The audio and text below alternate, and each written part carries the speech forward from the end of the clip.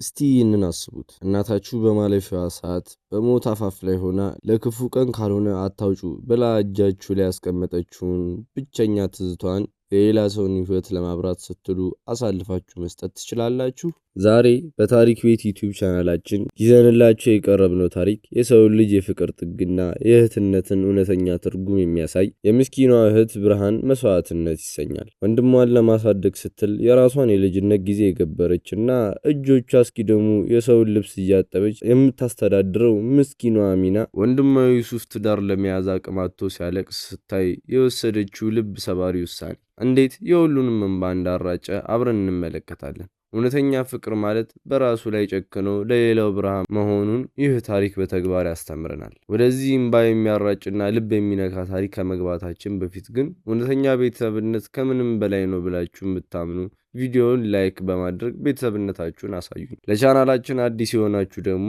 እንዲህ ያሉ አስተማሪ ታሪኮች እንዳያመልጧችሁ ሰብስክራይብ በማድረግ የቤተሰባችን አባል ሁኑ። ይህ ታሪክ ስለ እህትና ወንድሞቻችሁ ምን እንዳስታወሳችሁ በኮመንት ላይ ጻፉልኝ። አሁን ወደ አሚናና ዩሱፍ ሞቅ ያለው ጎጆ እንለፍ። በአንድ ወቅት የከተማዋን ግርግር፣ የሰዎችን ሩጫና የመኪና ጫጫታ ርቆ በሚገኝ አዋራማ በሆነ መንደር ዳርቻ ላይ አንዲት አሮጌ ጎጆ ነበረች። ግድግዳዋ በጭቃ በተለበጠና በዛር በተሸፈነ በዚች ጠባብ ማደሪያ ውስጥ ዓለም የረሳቻቸው ሁለት የቲሞች ይኖሩ ነበር። እነዚህ ሁለት ነፍሳት ሕይወት ፊቷን ብታዞርባቸውም የራሳቸውን ትንሽና ሞቅ ያለ ዓለም በዚያች ቀዝቃዛ ጎጆ ውስጥ ገንብተዋል። የመጀመሪያዋ አሚና ነች። አሚና የሰላም ተምሳሌት፣ በዓይኖቿ ውስጥ የትዕግስትና የጽናት ጸዳል የሚታይባት ገና በለጋ ዕድሜዋ የኑሮ ሸክም ትከሻዋን ያጎበጣት ወጣት ናት። ፊቷ ላይ የሚታየው ብሩህ ፈገግታ በውስጡ ያለውን ጥልቅ ሐዘን፣ የተሰበረ ልብና የልጅነት ናፍቆት ለመሸፈን የምትጠቀምበት የጀግንነት ጭንብል ነበር። ሁለተኛው ደግሞ ዩሱፍ ነው። አሁን አድጎ ጉልምስና ላይ ደረሰ። ነገር ግን ተስፋው፣ ህልሙና መተንፈሻው ሁሉ በእህቱ ላይ የተንጠለጠለ ምስኪን ወንድም። አባታቸውና እናታቸው በተከታታይ ከሞቱ በኋላ በዚያ ጨለማ ቀዝቃዛና አስፈሪ ወቅት አሚና የዚህ ትንሽ ጎጆ ብቸኛ ምሰሶ ሆነች። ገና የራሷን ልጅነት ጊዜ ሳትጨርስ ከአኩኩሉና ከዕቃቃ ጨዋታ ሳትጠግብ ለዩሱፍ የእናትነትን ሞቅ ያለ ፍቅር እያጎረሰች የአባትነትን ጠንካራ ከለላና ጥላ እየሆነች አሳደገችው። ለእሷ ዩሱፍ ማለት ወንድሟ ብቻ አይደለም፣ ከፈጣሪ የተሰጣት አደራ፣ ማህፀን ሳይከፍላት የወለደችው ልጇና የጨለመው ህይወቷ ብቸኛ የብርሃን ጭላንጭል ነው። ዓመታት እንደ ወንዝ ውሃ ነጎዱ። ዩሱፍ አደገ፣ ትከሻው ሰፋ፣ ድምፁ ጎርነነ።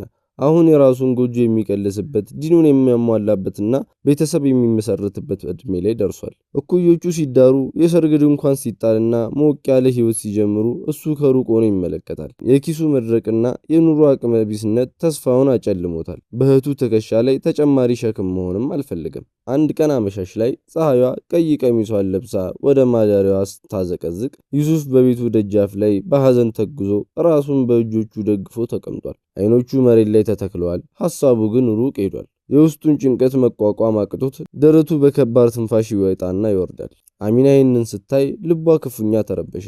ወንድሟን ከልጇ በላይ ታውቀዋለች። ዝምታው ቋንቋ ነው። ቀስ ብላ ተጠጋችና አጠገቡ ተቀመጠች። ምን ሆንክብኝ ዩሱፍ? አይኖችህ እኮ ሐዘን አርግዘዋል አለችው በለስላሳ እናት አባባሏን በሚያስታውስ ድምፅ። ዩሱፍ ጭንቅላቱን ቀና አድርጎ አያት። አይኖቹም ባርግዘዋል። ጉሮሮ ደርቆ ነበር። እህቴ ብሎ ጀመረና ተንተባተበ። ዲኔን ለማሟላት በሐላል መንገድ ትዳር መመስረት፣ የራሴን ጎጆ መውጣት እመኛለሁ። ነገር ግን ለሙሽሪት የሚሆን መህር ቀርቶ የዛሬ ራት እንኳን አብቃቅተን መብላት አልቻልንም። ሐሳቤን እንዴት ላሳካ እችላለሁ? አቅም አጣው እኮ አሚና። የዩሱፍ ቃላት እንደ ስለታም ጦር የአሚናን ልብ ሰነጠቁት። የእሷን ሕይወት መስዋዕት አድርጋ እያሳደገችው አሁንም የጎደለበት ነገር መኖሩን አሳመማት። ነገር ግን ፊቷ ላይ ያለው ፈገግታ ሳታጠፋ በስራ የሻከረውን እጆቿን ዘርግታ ትከሻውን ዳበሰችው። ወንድሜ ሆይ ጭንቀትህን ሁሉ ለአላህ ስጠው። እርሱ ከእኛም ከችግራችንም በላይ ሰፊ ነው። እኔ እናንተ እስካለን ድረስ አላህ የዘጋውን በር ማንም አይከፍተውም፣ የከፈተውንም ማንም አይዘጋውም። አላህ መንገድ ያደርግልናል። አንተ ብቻ አትዘን። እኔ እህትህ በሕይወት እያለው የትም አትወድቅም። አሚና ለወንድሟ ቃል የገባችው በልቧ ውስጥ ያለውን ጥልቅ ማንም የሚያውቀውን ሚስጥርና ቆራጥነት ይዛ ነበር። ከዛች ቀን ጀምሮ የፀሐይ መውጫና መግቢያ ለእርሷ ትርጉም አጡ። እረፍት የሚባል ነገር ከህይወቷ መዝገብ ውስጥ ተፋቀ። ረፋድ ላይ ሀብታሞች ገና ከሙቅ አልጋቸው ሳይነቁ እሷ በብርድ እየተንቀጠቀጠች ሄዳ ቤታቸውን ታጸዳለች። ከሰዓት ደግሞ ፀሐይዋ አናት ላይ ሆና ስታቃጥል እሷ በብርድ ውሃና በኃይለኛ ሳሙና እጆቿ እስኪላጡና እስኪደሙ ድረስ የሰፈር ሰዎችን ልብስ ታጥባለች። ምሽት ላይ ጉልበቷ ዝቅ ብሎና ወገቧ ተሰብሮ ወደ ቤቷ ትመለሳለች። የራሷን ድካም ረስታ ጭስ እየበላት ለወንድሟ የሚሆን ምግብ ታበስላለች። ያገኘቻትን እያንዳንዷን ሳንቲም ለራሷ አንዲትም ዳቦ ሳትገዛ በትንሽዬ የእንጨት ሳጥን ውስጥ ትቋጥራለች። ሰዎች ያረጀ ልብሷንና የገረጣ ፊቷን አይተው አሚና ምን ሆነሻል? አንቺ እኮ ገና ወጣት ነሽ፣ ለራስሽም እዘኝ እንጂ ሲሏት፣ እሷ ግን ዝም ብላ ፈገግ ትላለች። ምክንያቱም የእሷ ደስታ ያለው በዩሱፍ አይኖች ውስጥ መሆኑን የሚያውቀው ፈጣሪ ብቻ ነበር። አንድ ሌሊት መንደሩ በሙሉ በስጥታ በተዋበበት አሚና ለብቻዋ ቆማ ወደ ሰማይ እያየች እጇን ዘረጋች። ትኩስ እንባዋ ጉንጮቿን እያጠቡ እንዲህ ስትል ተማጸነች። ያ ረብ፣ ጉልበቴ ቢዝልም አቅሜ ቢደክምም ተስፋዬ ግን ካንተ ነው። ወንድሜን ከሐራም ጠብቀው፣ አይኑ ወደ መጥፎ እንዳያይ በሐላል መንገድ አድርሰው። የእኔ ድካም የእኔ ስቃይ ለእርሱ ደስታና ብርሃን ይሁንልኝ። ወራት አለፉ። አሚና ቀን ከሌት እንደ ባሪያ ብትደክምም የቆጠበችው ሳንቲም ግን ለዩሱፍ መህርና ለሰርጉ ወጪ የሚበቃ አልሆነም። ሰርጉ ሊደርስ ቀናት ብቻ ቀርተዋል። አሚና ክፉኛ ተጨነቀች። ምን ላድርግ? ወንድሜን ላሳፍረው ነው ስትል ራሷን ጠየቀች። አንድ ምሽት አሚና ብቻዋን በክፍሏ ውስጥ ሆና ያቺን ትንሽ ሳጥኗን ከፈተች። በውስጡ ከገንዘብ በተጨማሪ በጥንቃቄ በነጭ ጨርቅ ተጠቅልሎ የተቀመጠ አንድ ነገር ነበር። ጨርቁን በሚንቀጠቀጡ እጆቿ ስትፈተው ብቸኛው የእናቷ ትዝታ የሆነው ጥንታዊ የወርቅ ቀለበት በክፍሉ ደብዛዛ የኩራዝ ብርሃን ደመቀ። ይህ ቀለበት እናቷ በማለፊያዋ ሰዓት በሞት አፋፍ ላይ ሆና የአሚናን እጅ አጥብቃ ይዛ አደራሽን ልጄ ይህንን ቀለበት ለክፉ ቀን ካልሆነ አታውጩ፣ የእኔ ትዝታ ነው ብላ ያስቀመጠችላት ነበር። አሚና ቀለበቱን በእጆቿ ይዛ የእናቷ ጠረን እንደመጣላት ሁላ ሸተተችው። እንባዋ ያለመቆጣጠር በጉንጯ ላይ ፈሰሰ።